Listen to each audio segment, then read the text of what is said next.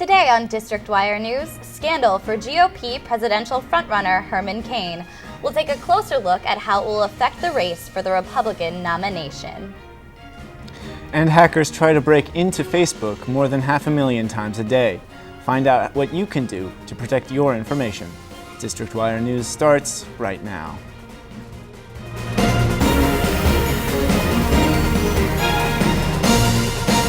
Good evening, I'm Kayla Fenner. And I'm Zach Drescher. The primary elections for the GOP are nearly 2 months away, but the Republican Party continues to compete over their leading candidate. Laura Olson has more on the story. Take it away, Laura. Well, Kayla, Republican candidate forerunners Mitt Romney and Herman Cain have been battling for the top poll numbers over the last few weeks. But the Republican roller coaster of a primary race has taken another turn that might slow down the Cain train. Herman Cain is getting a rough start to the week. On Sunday, Politico reported that Herman Cain was accused of sexually harassing 2 women in the National Restaurant Association. Some say the women received a cash settlement to stop their complaints. When asked again this morning by CNN's Brian Todd, he denied the accusation. No. Cain's campaign manager, Mark Block, has steadily defended the candidate. Any employee of the Restaurant Association in the Absolutely 90s. not. Never happened. Never happened. But what does this mean for the GOP race now? Herman Cain is narrowly leading the Republican primary polls, but Mitt Romney is close behind. Professor Dottie Lynch comments on how this accusation may affect Cain's campaign. Sometimes it's more important with how you handle them than what the facts are. And if he's straightforward and he gets all the information out right away, there are a lot of primary voters who are sick of this kind of stuff. Former Massachusetts Governor Mitt Romney is the strongest candidate in the long run. Now he's accused of flip-flopping. Rick Perry is continuously bullied on the debate battlefield, but after some internal debate, he has decided to participate in the scheduled debates this November. American politics professor Matthew Wright says that this kind of news is typical in such races. So my sense is that while we're seeing a lot of fire and a lot of sort of mutual destruction, at this point, I think that bygones will be bygones once the decision's actually been made. Well, there is one thing that is staying the same despite all the twists and turns going on in the race, and that is that the Republicans are looking for someone who can beat President Obama in the election. Back to you, Kayla. Thanks, Laura. Commuters around many parts of the Northeast are still recovering from Saturday's surprise snowstorm. The autumn snowstorm not only killed 4 people, but also injured dozens. It snapped power lines and trees, cutting the power to 2 million people across the Northeast. The snowstorm started at 11 a.m. Saturday with gusts of 50-mile-per-hour winds. It dumped a foot of snow in Pennsylvania and 10 inches in Maryland and West Virginia. Maryland will have a statewide toll increase starting on Tuesday for its bridges, highways, and tunnels. The toll at the Chesapeake Bay Bridge will rise from $2.50 to $4. The Governor Harry W. Nice Memorial Bridge is increasing from $3 to $4.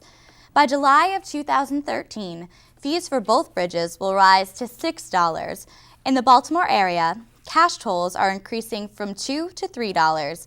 Cash tolls on I-95 between Baltimore and Delaware will rise from $5 to $6. The toll increase will pay for repairs on old bridges and tunnels. It will also help pay off new construction plans, including express toll lanes near Baltimore. Over 600,000 Facebook users are being hacked every day.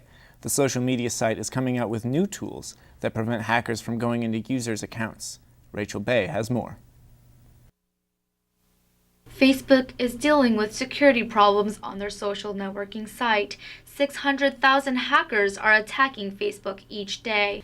Eric Weekland, the Director of Information Security at American University, says profit is the most common motive for hackers.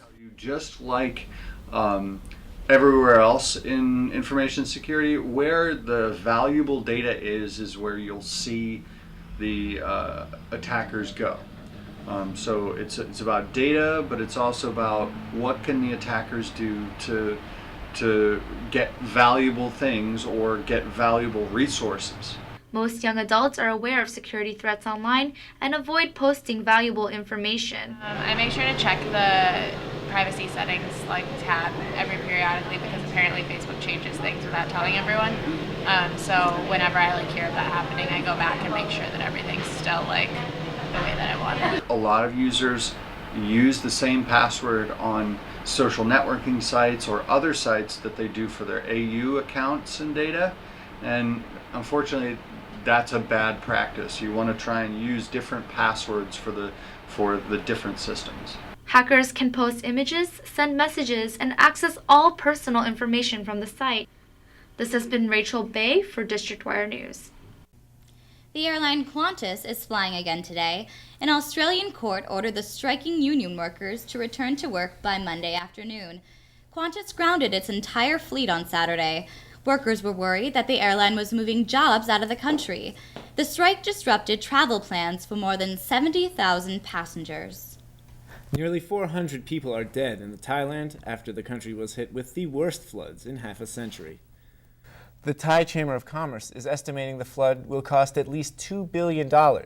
It's also going to take 3 months for businesses to recover. Stormwaters are submerging entire towns across the country, reaching central districts and airports. Don Mueang Airport is housing the government's Emergency Flood Relief Center. One of the terminals is being used as a shelter with tents for the 4,000 people whose homes were destroyed. The Thai government has yet to declare a state of emergency. They're afraid it could panic residents and scare off foreign investors and tourists. 22 wounded Libyan fighters received treatment at Spalding Hospital North Shore in Boston, Massachusetts. The soldiers were suffering from gunshot wounds and nerve damage when they arrived Sunday night. We offer this humanitarian gesture as a sign of our support because we are committed to Libya's future. The U.S. State Department was quick to supply medical treatment to the rebels who helped in overthrowing Muammar Gaddafi. The Libyan National Council has agreed to pay for the treatment.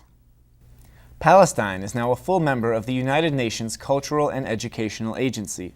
Delegates approved the membership with a vote of 107 to 14. Palestine needed at least 89 votes for approval. Palestine is still seeking full membership into the UN, but its ongoing conflict with Israel creates opposition among other UN members.